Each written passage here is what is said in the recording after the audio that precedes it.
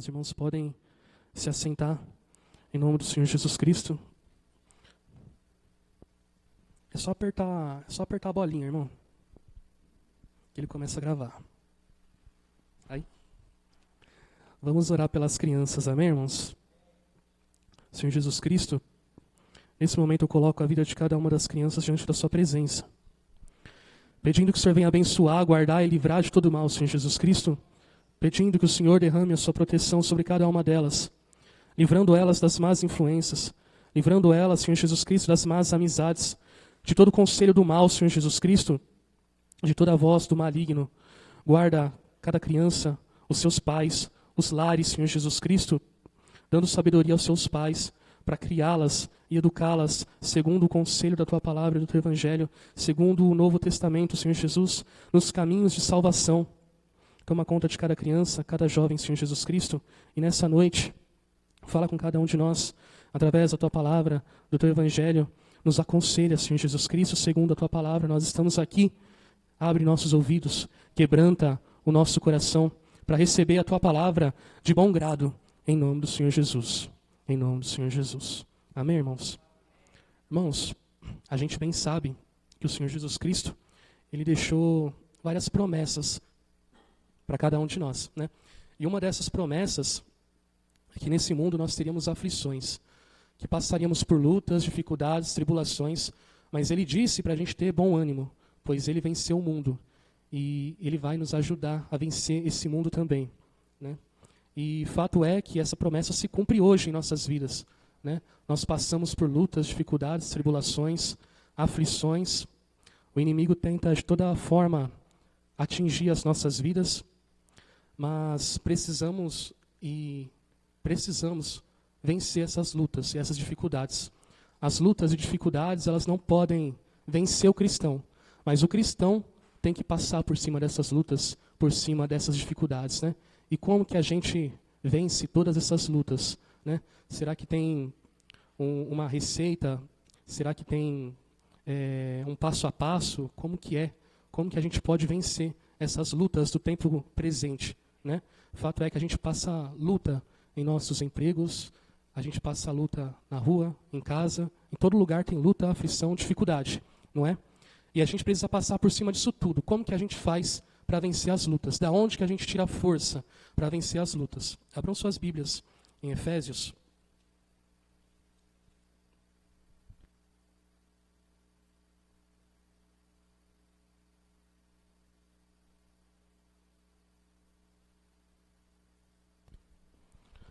Efésios no capítulo 6, irmãos.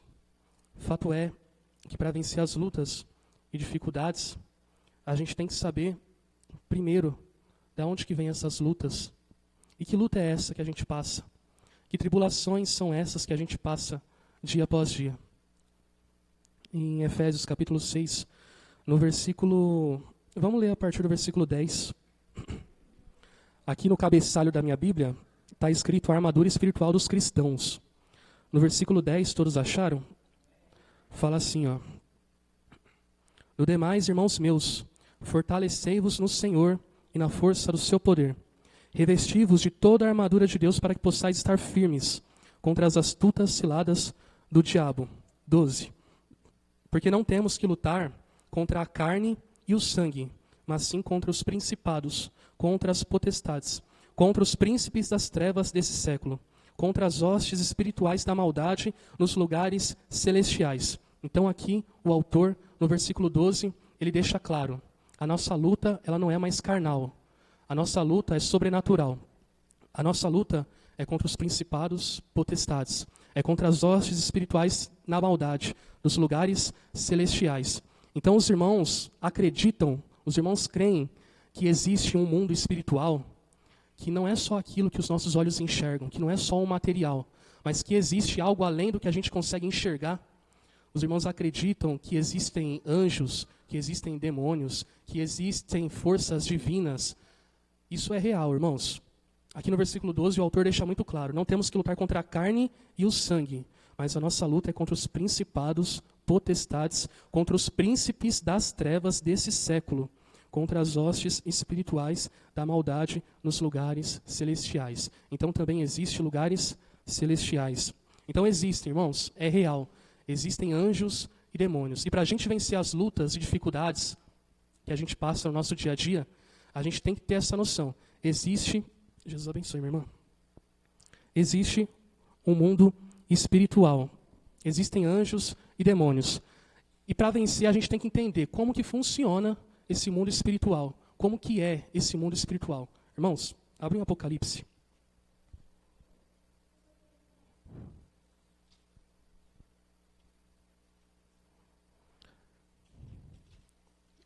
Apocalipse, no versículo 12, é o último livro da Bíblia, irmãos.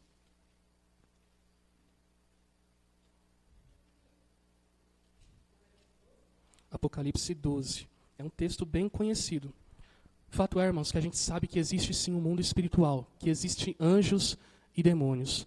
E a gente sabe, irmãos, que anjos e demônios não são todos iguais. Há uma hierarquia. Então, demônio não é tudo igual. E anjo também não é tudo igual. A gente vê claramente aqui em Apocalipse 12, no versículo 7. É um versículo que a gente lê o tempo todo. Diz assim, ó, versículo 7. E houve batalha no céu.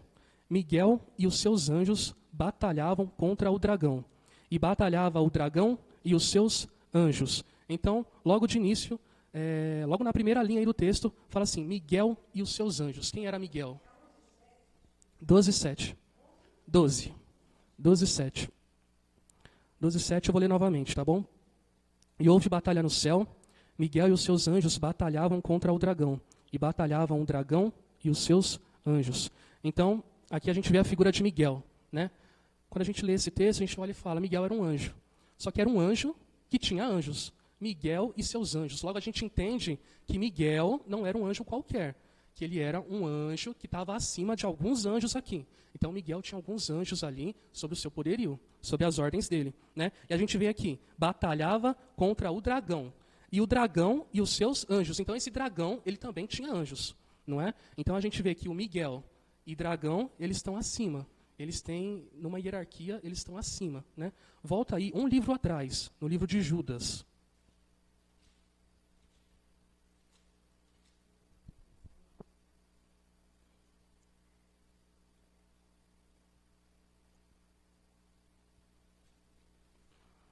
No livro de Judas, no capítulo único, no versículo 9. Aqui, ele está falando sobre esse mesmo Miguel que a gente leu lá atrás. 9.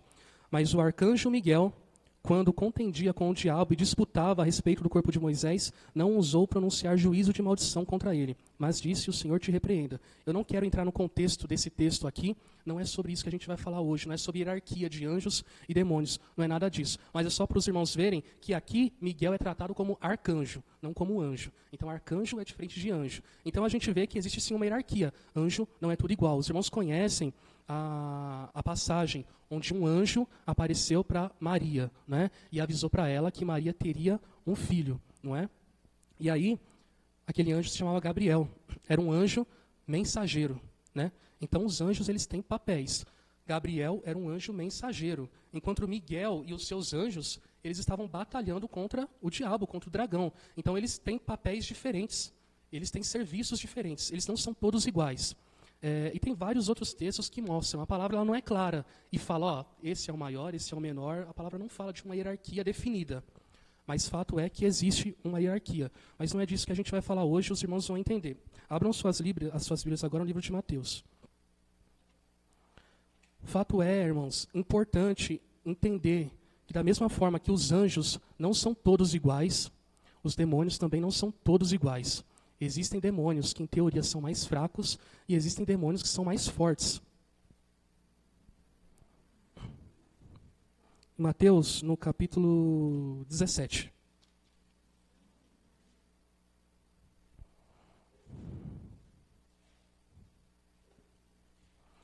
Então, recapitulando, lá em Efésios, a gente leu que a nossa luta não é contra a carne, mas a nossa luta é espiritual, não é?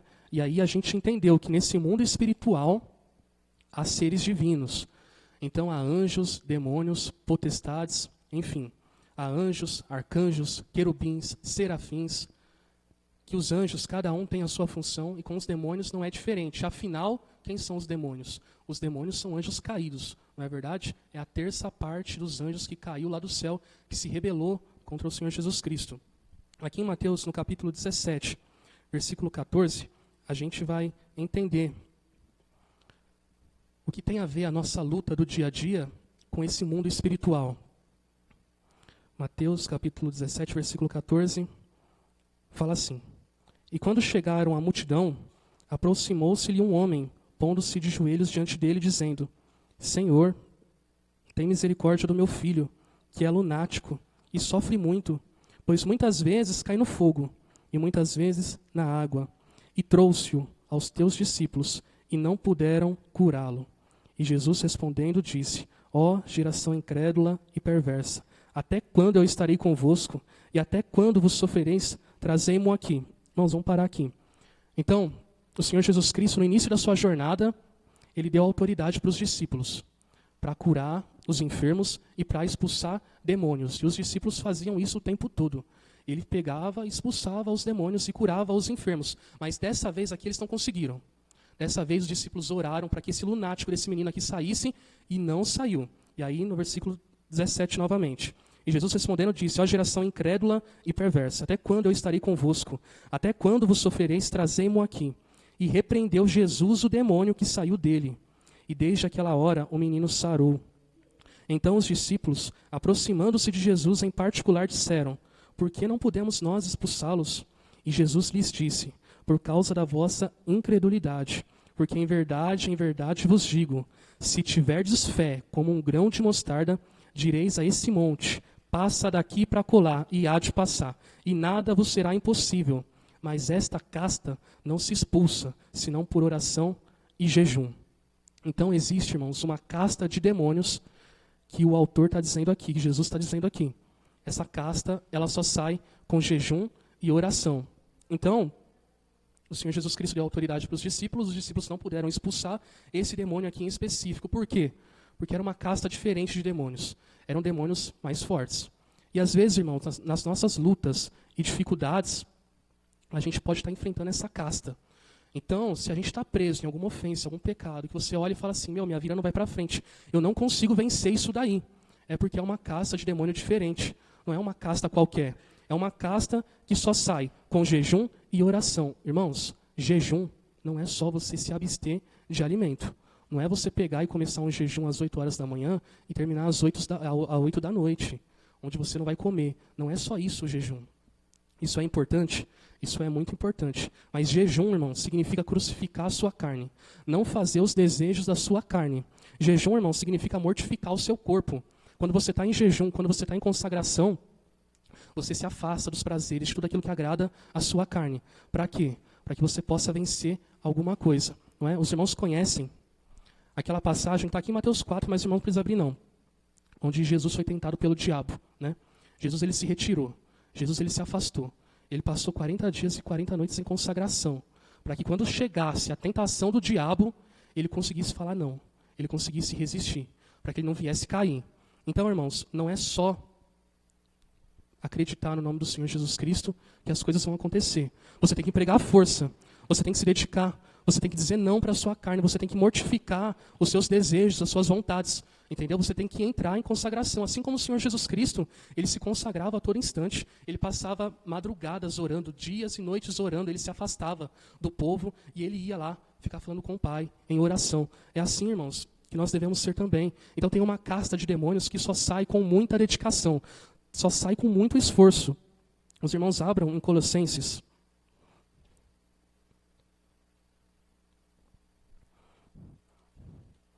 A gente leu em Efésios que a nossa luta ela é espiritual. E como as pessoas do mundo, elas resolvem os seus problemas. Porque o cristão ele passa por problemas. O mundo ele também passa por problemas, irmãos. Então, por exemplo, como que as pessoas do mundo lidam com as dívidas? Como que as pessoas do mundo lidam com a falta do dinheiro, por exemplo? O mundo prega que para você se livrar das dívidas e da dificuldade financeira, você tem que ganhar mais dinheiro, não é? E, de certa forma, até faz sentido, né? Quanto mais você ganha, em teoria, era para você ter menos dívidas, né? Mas como que os irmãos explicam uma pessoa que ganha 3 mil reais, às vezes consegue viver bem, viver tranquila, sem dívidas, e aquela pessoa que ganha 15 mil consegue viver toda endividada, né? Então os irmãos percebem que essa receita do mundo, ela não faz muito sentido, não é? Então é assim que o mundo luta. Eles lutam com as armas desse mundo, né? Em Colossenses 3, no Colossenses 3, no versículo 1.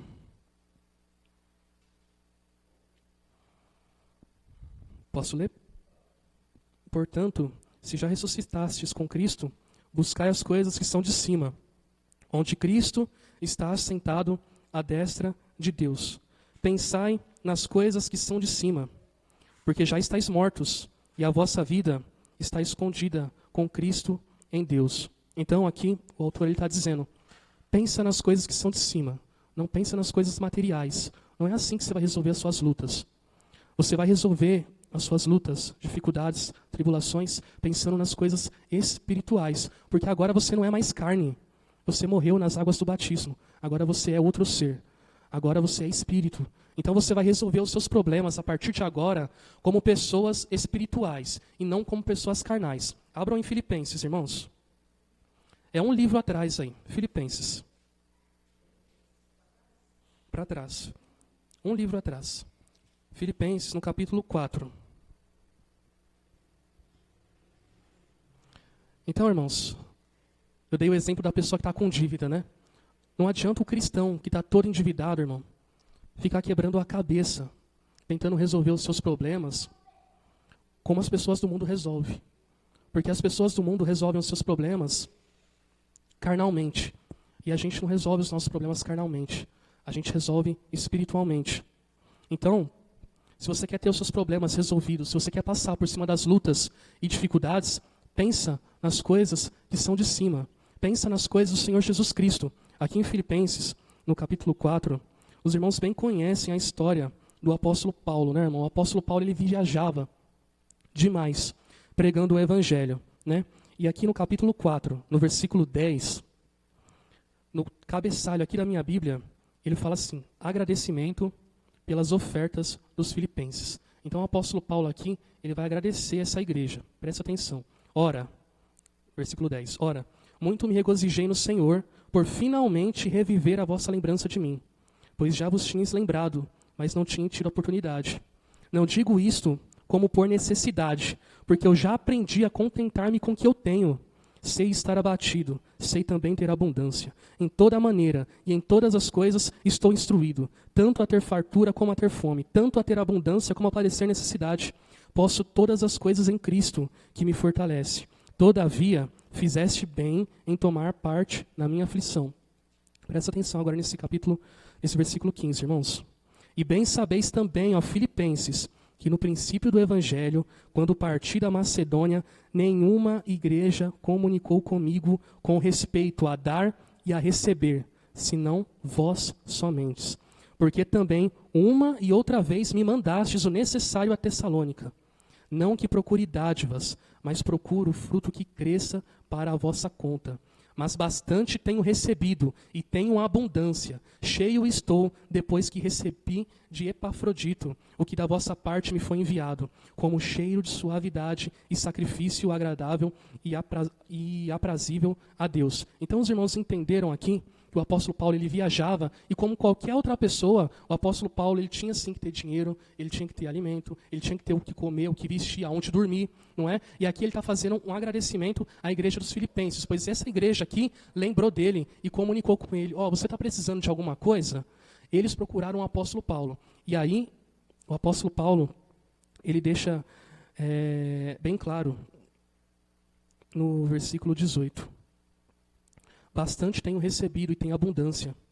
Cheio estou, depois que recebi de Epafrodito, o que da vossa parte me foi enviado, como cheiro de suavidade e sacrifício agradável e aprazível a Deus. 19. O meu Deus, porém, segundo as suas riquezas, suprirá todas as vossas necessidades em glória por Cristo Jesus. Então o apóstolo Paulo, ele faz um agradecimento a essa igreja, porque essa igreja cuidou dele e supriu as necessidades dele. E aqui no versículo 19, ele deixa bem claro, ele não fala que talvez Deus vá abençoar essa igreja, talvez Deus ajude vocês. Não, ele deixa bem claro, o meu Deus, porém, segundo as suas riquezas, ele suprirá todas as vossas necessidades em glória por Cristo Jesus. Então essa igreja ofereceu ajuda ao apóstolo Paulo. O apóstolo Paulo está deixando bem claro, como vocês me ajudaram, vocês também serão ajudados. O meu Deus, assim como vocês supriram a minha necessidade, o meu Deus vai suprir a necessidade de vocês. E da mesma forma acontece com a gente, irmãos. Às vezes a gente tem a mania de olhar só para o nosso próprio umbigo, né? E de achar que o mundo inteiro gira só ao nosso redor. Que só a gente que tem luta, só a gente está passando por dificuldade, só a gente está cansado, só a gente que está afadigado. E na verdade não é assim. Quando a gente olha para o nosso lado, a gente vê irmãos e irmãs que passam pelas mesmas dificuldades que nós passamos. Irmãos, está todo mundo no mesmo barco. Aquilo que eu sofro, vocês também sofrem. Aquilo que vocês sofrem, eu também sofro. A dificuldade está aí para todo mundo. Talvez as nossas lutas elas não sejam idênticas, mas fato é que todos nós passamos por lutas. E a maneira de vencer essas lutas e vencer essas dificuldades é a mesma para todo cristão. Então, se você quer vencer as lutas e dificuldades, faça o seguinte, ajuda o seu irmão a vencer as lutas e dificuldades deles. Quando você estende a mão para um irmão, Cristo estende a mão para você. Então, se você cuidar das coisas do Senhor Jesus Cristo, o Senhor Jesus Cristo, ele vai cuidar das suas coisas. Tem um versículo aqui em Mateus.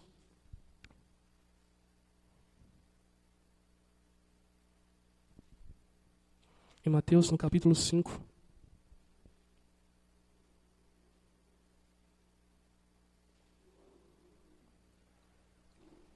Eu comecei a pregação falando que uma das promessas do Senhor Jesus Cristo é que passaríamos por aflições, né? E todos passamos por aflições, irmãos, seja qual for. Seja dificuldade financeira é fácil de passar pela dificuldade financeira? Não é, né, irmãos? E como será que a gente vence essa dificuldade financeira? Você quer ser abençoado pelo Senhor Jesus Cristo? Eu não estou aqui pregando teoria da prosperidade, não. Eu não estou aqui pregando que você vai dar um e vai receber dois. Não é isso. Mas eu estou dizendo para os irmãos que o Senhor Jesus Cristo ele é fiel e ele honra cada um de nós. Ele tem poder e ele quer ajudar a gente, né? Então, irmãos, como que a gente passa por tantas dificuldades e tribulações? As enfermidades. Irmãos, todo mundo passa por enfermidades. A nossa carne ela é podre. Eu passo por muitas enfermidades. Eu tenho uma enfermidade que me atormenta todo santo dia, irmãos. Eu, desde pequeno, tenho bronquite, né?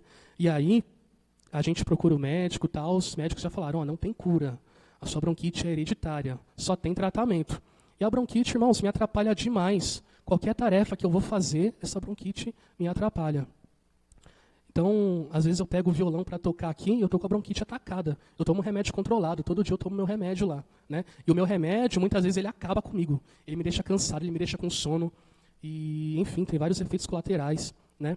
Então, às vezes eu estou aqui louvando, os irmãos falam assim, irmão Vitor, sua voz está toda trêmula. Sua voz está tremendo. Não é só minha voz que está tremendo, não. Eu estou todo me tremendo. Então, hoje eu estou todo me tremendo. Irmãos, que eu tomei remédio, então a minha voz deve estar trêmula e eu estou todo me tremendo. E é o que eu tenho que passar. Se eu não vencer a bronquite, irmãos, a bronquite vai me vencer. Se eu olhar e falar assim, estou com bronquite atacada hoje, eu não vou para a igreja, vou ficar em casa, deitado, tomando uma inalação. Era o que eu queria, irmãos. Eu queria estar deitado naquele sofá, tomando uma inalação. Mas não é assim, porque se eu não vencer essa bronquite vai me vencer, entendeu? Então, se eu quero passar por essa dificuldade, eu enfrento ela. Então, eu estou aqui louvando, eu louvo com bronquite. Às vezes eu paro no meio do louvor de cantar. Não é porque eu quero ouvir a voz dos irmãos. Não é isso. É porque eu estou cansado. Eu estou sentado aqui e parece que eu corri uma maratona. Eu estou afadigado, eu estou puxando o ar, né? Um tempo atrás também, eu estava com um problema no nariz, irmãos. E meu nariz estava sangrando demais. Eu acordava no meio da madrugada com o nariz sangrando. E não era pouco, irmãos. Eu sentava na cama e deixava meu nariz escorrer até o ponto de fazer aquela poça de sangue. Minha mãe é prova viva disso porque ela lavava meus lençóis todos sujos de sangue, né? Graças a Deus parou com isso daí, né? Mas eu lembro de uma vez que eu estava lá no cultinho do Santa Cecília ainda. Faltava 5 minutos para começar o louvor. E aí eu fui reparar que meu nariz estava sangrando quando eu percebi que no violão estava todo sujo de sangue. né? E aí eu sujei o chão do cultinho lá, sujei o violão, saí correndo pro banheiro. Eu falei assim, meu Deus, e agora? Eu tenho que louvar, não tem mais ninguém para louvar. E aí eu falei assim, se eu conversar com o pastor Silva, ele vai falar, não louva não, né? Porque já pensou, na frente o nariz começa a sangrar, né? E aí, irmão, eu peguei, enfiei 2 tufos de papel higiênico no nariz, corri rapidinho no cultinho, limpei e fui louvar, né? Então, irmãos, imagina que eu louvo e minha voz já não é das melhores. Imagine com os 2 narizes entupidos, eu louvando fanho, né? Imagine a benção que foi o louvor aquele dia, né? Eu estou dizendo isso é porque, às vezes, assim como eu passo por coisas e dificuldades que os irmãos muitas vezes não veem, não sabem, eu também acredito que os irmãos passam por muitas lutas e dificuldades que os irmãos não compartilham comigo, não é? Então eu sei que os irmãos passam por lutas e tribulações que eu não vejo. E como que a gente vence essas lutas e dificuldades? É estendendo, irmão, a mão para o nosso irmão. Se eu quero que a minha saúde seja plena, então eu vou ajudar o meu irmão que está enfermo. Porque eu sei que se eu estender a mão para a dificuldade do meu irmão e para a enfermidade do meu irmão, o Senhor Jesus Cristo ele vai estender a mão para a minha enfermidade. Então, irmão, eu tenho várias enfermidades, eu não estou aqui falando aqui para me engrandecer, não, pelo contrário, eu sou o pior de todos vocês, né? Mas eu tenho um compromisso na segunda-feira, às 14h, né? Então eu já deixei o meu despertador aqui no jeito, porque eu sei que segunda-feira, às 14h, o irmão Everaldo vai estar passando por uma cirurgia. E eu não vou, irmãos, botar o meu joelho no chão para orar pelas minhas enfermidades. Eu vou botar o meu joelho no chão para orar pelo meu irmão, que vai estar passando por uma enfermidade. Eu tenho medo de agulha. Imagine se eu tivesse que passar por uma cirurgia. Irmãos, eu estaria... Não que minha fé estaria em jogo, nada disso, mas eu estaria aflito, irmão. Eu tenho medo de agulha, eu tenho medo de tomar injeção. Quanto mais rasgar a minha perna. Então, eu me compadeço do meu irmão. Eu vou estar me compadecendo por ele. Eu convido os irmãos também a se compadecerem por ele, né? Sabendo que na segunda-feira ele vai estar passando por cirurgia, eu vou parar tudo que eu estiver fazendo, eu vou orar pelo meu irmão. Enquanto o meu irmão estiver lá nas mãos dos médicos, eu vou estar intercedendo por ele. Porque eu creio que é dessa forma, irmãos, que a gente vence as tribulações. Então, aqui em Mateus, no capítulo 5, para finalizar, é um versículo bem curtinho. No versículo 7.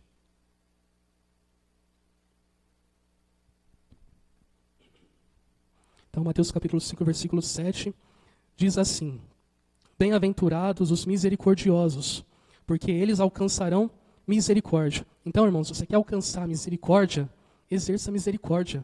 Você quer ser curado, você quer ser honrado por Senhor Jesus Cristo, honra seu irmão, ajuda seu irmão. Você quer que o Senhor Jesus Cristo estenda a mão para a sua dificuldade, para a sua tribulação? Estenda a mão para o seu irmão. Está passando por luta e dificuldade financeira? Irmãos, quem que não está? Não é? Só que eu tenho certeza que se você olhar para o lado, você vai ver um irmão que está passando por luta e dificuldade financeira pior que a sua. Porque eu acho que todo mundo que chegar em casa agora e quiser jantar, vai ter pelo menos um arroz, um feijão e um ovo para comer. Será que o meu irmão vai ter um arroz, um feijão e um ovo para comer quando ele chegar em casa? Eu não sei, entendeu, irmãos? Então, em vez de eu reclamar das minhas dificuldades, por que eu não estendo a mão? Mesmo que eu não seja o mais rico, mesmo que eu não seja, vamos dizer assim, mesmo que eu tenha falta também, mas aquilo que eu tenho, eu divido. Aquilo que eu tenho, eu ofereço. O que é meu, é dos meus irmãos. Para que o que é do Senhor Jesus Cristo, seja meu também. Então, se eu quero a honra e glória do Senhor Jesus Cristo, se eu quero que Ele me proteja, me livre de todo mal, se eu quero que Ele me ajude nas minhas necessidades, nas minhas fraquezas, eu ajudo os meus irmãos. Eu estendo a mão para os meus irmãos. É assim que a gente vai vencer as lutas e dificuldades. Não é lutando com as armas carnais, é lutando com as armas espirituais. O Senhor Jesus Cristo diz que quando a gente faz um bem a um dos pequeninos dele, a gente faz o bem diretamente para Ele. É assim que a gente ajuda a Deus, quando a gente estende a mão para o nosso irmão. Então, irmãos, eu creio verdadeiramente que quando a gente estende a mão para o nosso irmão, o Espírito Santo ele estende a mão por cada um de nós. E isso se chama levar as cargas um dos outros, né? Se compadecer do seu irmão. Isso é importante. Amém, meus irmãos?